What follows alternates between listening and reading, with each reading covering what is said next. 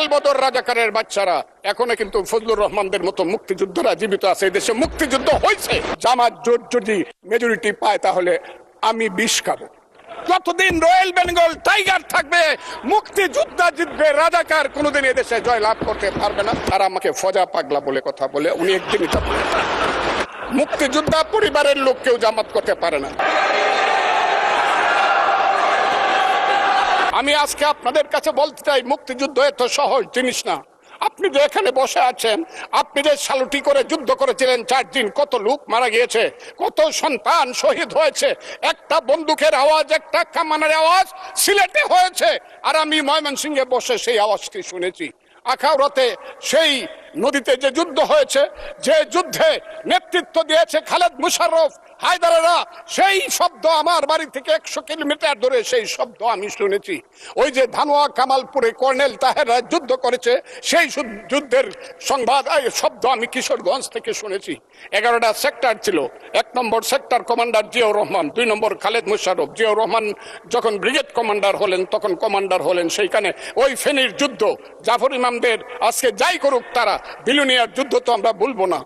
2 নম্বর sector commander Khaled Musharraf Haider, 3 নম্বর sector commander Shafiullah, 4 নম্বর CR Dutta, 5 নম্বর মীর শৌকত আলী, 6 নম্বর MK Bashar, 7 নম্বর কাজী নুরুজ্জামান, 8 নম্বর MA মঞ্জুর, 9 নম্বর MA Jalil, এবং সর্বশেষ 11 নম্বর হইল কর্নেল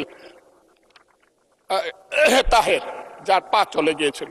সেই যুদ্ধ, যে যুদ্ধে সারা পৃথিবী জড়িত ছিল, যে যুদ্ধে ইন্ডিয়া 3রা ডিসেম্বর 1971 সনে আমাদেরকে সহযোগী করার জন্য অংশগ্রহণ করেছিল, এবং তার হাজার হাজার সৈন্য এই মাটিতে রক্ত দিয়ে গেছে, এবং যে ইন্ডিয়া আমাদের দেশের স্বাধীনতার জন্য বঙ্গোপসাগরে যে 7ম নৌবহর এসেছিল, আমেরিকার বিশ্বযুদ্ধের রিস্ক নিয়েছিল, আমাদের জন্য সোভিয়েত ইউনিয়নের মতো 3টা ভেটো দিয়েছিল। তা না হলে আমাদের দেশ স্বাধীন হতো কিনা সন্দেহ ছিল।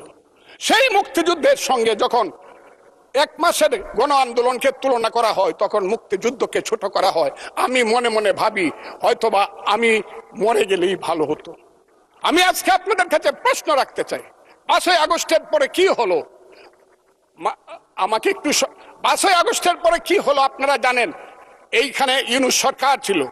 আমি শিল্পকলার সামনে থাকি, একটা গান হইতে পারে নাই, একটা নাটক হইতে পারে নাই, একটা লালনের গীতি হইতে পারে নাই, একটা বাউল গান হইতে পারে নাই। সব কিছু কালো শক্তি ধ্বংস করে দিয়েছিল। তারা বলেছিল কোন মুক্তিযুদ্ধ হয় নাই, 47-এর যুদ্ধ হয়েছে, আর 24-এর যুদ্ধ হয়েছে, আর 71-এ গন্ডগোল হয়েছে। সেই দিন মুক্তিযোদ্ধা হিসাবে আমি বলেছিলাম, আমি বলতে পারবো কিনা কথাটা আপনি, এই আলবদর রাজাকারের বাচ্চারা এখনো কিন্তু ফজলুর রহমানদের মতো মুক্তিযোদ্ধারা জীবিত আছে। এই দেশে মুক্তিযুদ্ধ হয়েছে। মুক্তিযুদ্ধ সত্য, 30 লক্ষ লোক জীবন দিয়েছে, এটাও সত্য। এই যুদ্ধের মধ্য দিয়ে আমরা সেদিন তাদের সঙ্গে যুদ্ধ করেছি। আমার বাড়ির সামনে মব হয়েছে আমাকে হত্যা করার জন্য। সেদিন আমি আজকের পুলিশকে ধন্যবাদ দিল, আজকের মিলিটারিকে ধন্যবাদ দিব। 10 মিনিটের মধ্যে আমার বাড়ির সামনে তারা গিয়ে উপস্থিত হয়েছে আমাকে বাঁচানোর জন্য। অনেক চক্রান্তের মধ্য দিয়ে ইলেকশন হয়েছে। সেই ইলেকশনে তারা কি করেছে, আজকে যারা আমার ডান দিকে বসে আছে তারা কি করেছে? একদিন তো আমরা ভাই ছিলাম নাকি? তারা যা করেছে সেটা কল্পনা করার মতো না। যত চক্রান্ত করেছে, সেই চক্রান্তের ভিতর দিয়ে যখন তারা প্রচার করতে শুরু করলো তারা বাংলায় 2/3 মেজরিটি পেয়ে তারা পাশ করবে, আমি হতভাগা ফজলুর রহমান বলেছিলাম, জামাত জোট যদি মেজরিটি পায় তাহলে আমি বিষ খাবো। এই কথাটা আমি বলেছিলাম, আমি বিষ খাবো। হ্যাঁ, কথাটা সত্য, আমি বলে যাচ্ছি। এবং তারা কোনোদিন যুদ্ধে জয়লাভ করতে পারে না, রাজনৈতিক যুদ্ধে, কারণ তাদের পূর্বপুরুষ বাংলাদেশ চায় নাই। বাংলাদেশ যদি থাকে, এই বাংলায় শুধু বেলিচা মিলিয়ার জুই ফুল ফুটে না, এদেশে রক্ত গোলাপ, রক্ত জবা ফুটে। এদেশের জঙ্গলে শুধু কোকিল ডাকে না, এদেশের জঙ্গলে রয়্যাল বেঙ্গল টাইগারও থাকে। যতদিন রয়্যাল বেঙ্গল টাইগার থাকবে মুক্তিযোদ্ধা জিতবে, রাজাকার কোনোদিন এদেশে জয়লাভ করতে পারবে না। আমি চ্যালেঞ্জ করে বলে গেলাম। আমি আজকে আপনাদের সামনে আরো কিছু বলতাম, কিন্তু আমি টাইমটা দেখতে চাই, আরেকটা কথা বলতে চাই।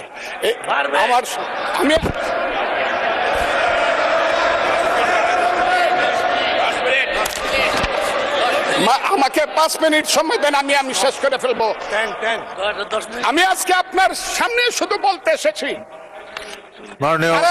মাননীয় সদস্য, আরো 3 মিনিট দেওয়া হলো আপনাকে। আমি বলতে এসেছি হ্যাঁ, আমার বক্তব্যের পরে বলবে আমরা কি মুক্তিযুদ্ধ করি নাই। যেমন বিরোধী দলের নেতা বলেন, উনাকে আমি অসম্মান করি না, সব সময় মাননীয় বলে কথা বলি, কিন্তু উনার দলের লোকজন এখানে বসে আছে, তারা আমাকে ফজা পাগলা বলে কথা বলে। উনি একদিনই তা বলেন তারা নাকি সভ্য, তারা নাকি ইসলাম। এবং উনি যে বলতেছে, ওই দিন বললো যে আমার দাড়ি পাকা, আমার চোখের সমস্ত পাকা। উনি আমার চেয়ে 10 বছরের ছোট, আমার বয়স 78 বছর, আমি 48 সনে জন্মগ্রহণ করেছি, উনি 58 সনে জন্মগ্রহণ করেছে। সদস্য, আমি ওনাকে, আপনাকে কেউ এই ধরনের উক্তি করেছে আপনার সম্বন্ধে? এরকম তো সংসদে কেউ বলে নাই তো এরকম। না বলছি করেছে, আপনি কেন নিজের টেনে করেছে আছে এখানে উপস্থিত। আমি আজকে আপনাকে বলতে চাই, বলতে থাকেন, আপনি বলতে থাকেন। আচ্ছা, আমি যে কথাটা বলতে চেয়েছিলাম, বিরোধী দলের নেতা বলেছেন উনি মুক্তিযোদ্ধা পরিবারের লোক এবং উনি শহীদ পরিবারের লোক এবং উনি জামাত ইসলাম করেন। এটা ডাবল অপরাধ। মুক্তিযোদ্ধা পরিবারের লোক কেউ জামাত করতে পারে না। আর শহীদ পরিবারের লোক, শহীদ মাননীয় সদস্যবৃন্দ, ওনাকে বলতে দেন।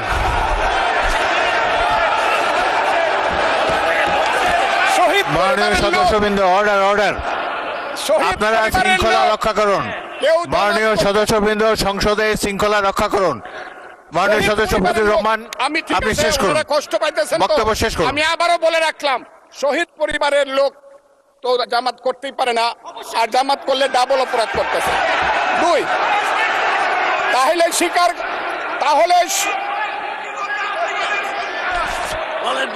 আমি আপনাদেরকে বলি, মাননীয় সদস্যবৃন্দ, আমি এক সেকেন্ড। মাননীয় সদস্য ফজলুর রহমান, বসেন।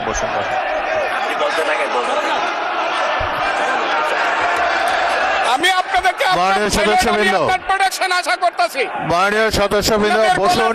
কিন্তু আমার গলা, সংসদে শৃঙ্খলা রক্ষা করুন। ওনার গলা, আমি কিন্তু ওনাদেরকে খারাপ কিছু বলি নাই। বসেন। মাননীয় সদস্য ফজলুর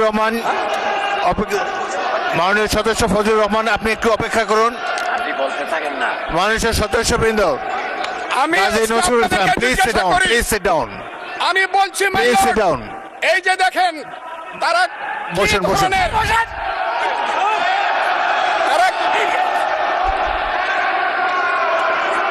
তারা কি ধরনের আচরণ করছে। আচ্ছা, আজকে তাদেরকে মাননীয় সদস্যবৃন্দ, একটু মনোযোগ দিয়ে আমার কথাটি শোনার চেষ্টা করুন।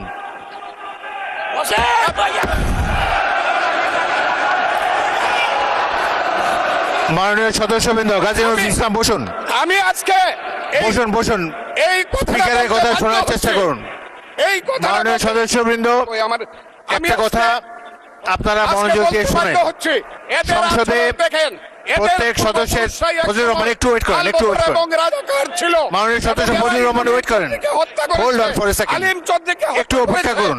আমাদের নেতা জিয়াউর রহমানকে পাইলো এরা হত্যা করতো 16 ডিসেম্বরের আগে। মাননীয় সদস্য ফজলুর রহমান অপেক্ষা করুন। আমার শেষ, আমাকে হোল্ড অন ফর 2 মিনিটস। দেখেন ডিস্টার্ব, আমি আর তাদেরকে মাননীয় সদস্যবৃন্দ, এটি বাংলাদেশের জাতীয় সংসদ। এখানে প্রত্যেকেই নির্বাচিত হয়ে এসেছেন। প্রত্যেকেরই এখানে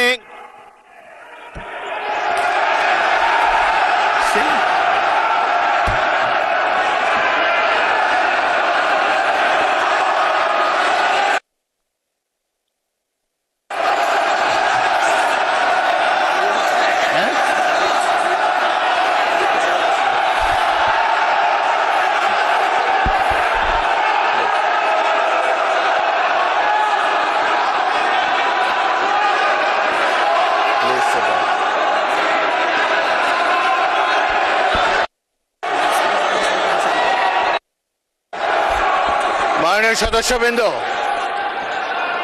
দয়া করে বসুন।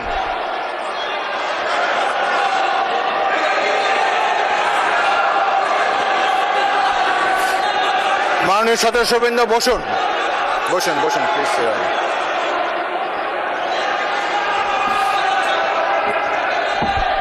বসুন, মাননীয় সদস্যবৃন্দ, বসুন। বসুন বসুন বসুন।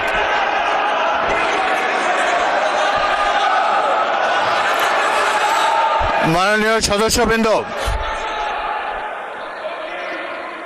মাননীয় বিরোধী দলের নেতা, আমি বলি তারপরে আপনি বলেন।